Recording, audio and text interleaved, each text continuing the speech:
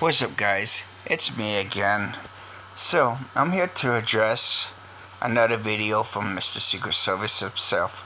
Yes, you heard that right, Mr. Secret Service. I call him that because he has claimed to train, yes, he has claimed to train Secret Service canines. And it's hilarious if you watch his videos. And you're going to find it hilarious after you watch this one. So I'm going to play it about halfway through and give you a adjust and readjust it from there. I want to point out at this moment when he fires in the air, yes, he's firing a weapon. He's not fist bumping the air. He's not throwing up, hey, power to the people or anything like that. He is firing a weapon. That's what's happening there. And he does it one more time.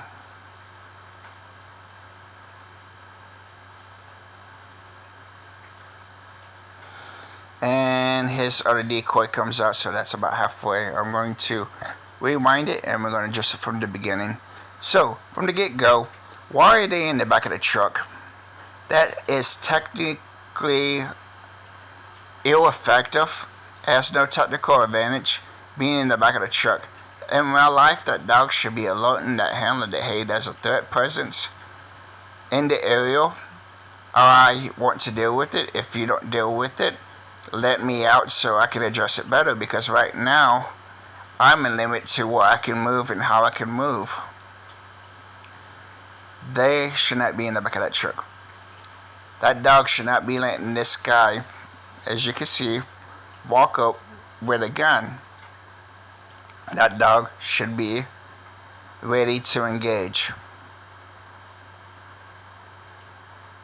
And now, why was the look command given with the guy so close, with the presence of the weapon already known to both the dog and the handler? I mean, I know it's a routine, but your routine cannot be that flawed. Even being a routine, I mean, if your routine's just flawed, how flawed is what you are calling real training, which this is what you're calling real training, so I guess it's kind of makes sense. It explains itself. But that's beyond my phantom, my intellectual capabilities to calculate that contraction and get that conclusion. I mean, how is it possible for this to be happening, that threat to be that close, and you had to load it, and then the dog doesn't even address the threat? You let your dog be spoon-fed a toy while the threat is controlling the situation and firing weapons. And then on top of that, you allow your dog to allow the subject, still armed mind you, to walk away with the threat, with the cause of death to hundreds, thousands of people worldwide. I mean, come on now, really? You're supposed to be training Secret Service canines, and you can't even get the idea of the basics down to train a dog and its handler?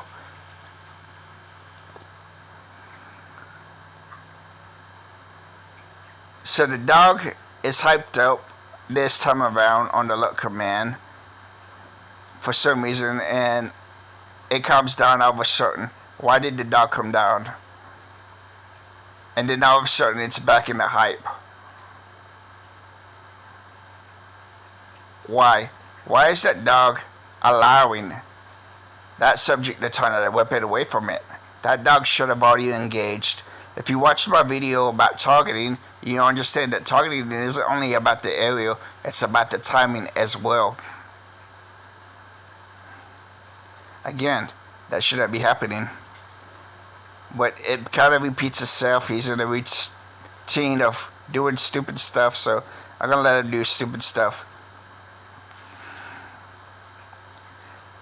And then he walks away, and then this other decoy walks up. If he's a threat and he's going to become a threat, that dog should be picking up on it. But he's not. He's still addressing this Mr. Secret Service guy as being a threat.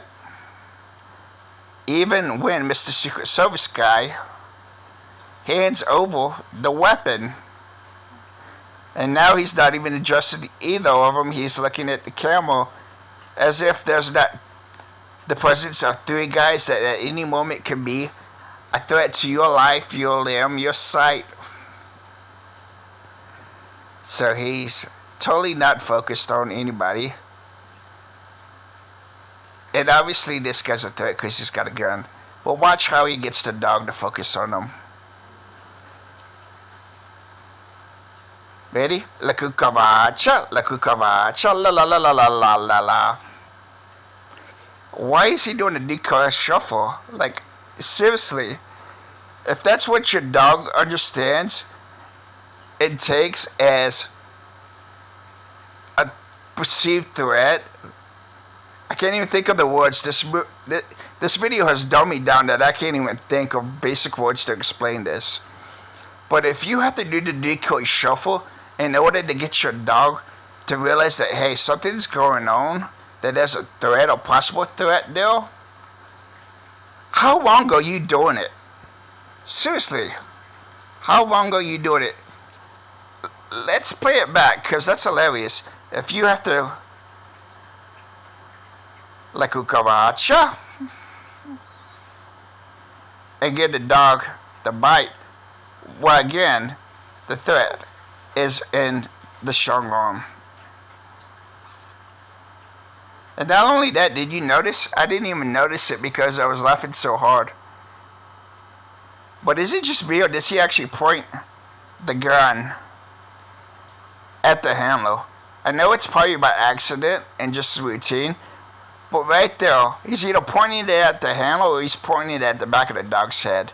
But that weapon is definitely close to that dog. It's above that tailgate. And that dog still hasn't chanced for the bite or taking any of this serious.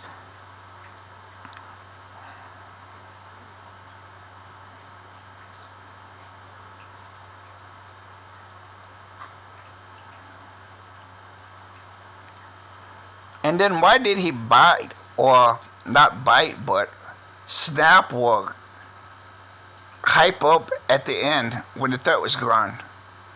Like, something is completely flawed with this guy's training and system. Maybe that's why Joe Biden got bit, or someone in his stuff. I don't follow Joe Biden. I'm not a Democrat. So I don't know what happened there because it's not important. Anyway, with that said, I hope you enjoyed learning how the Secret Service does things. Till next time, guys.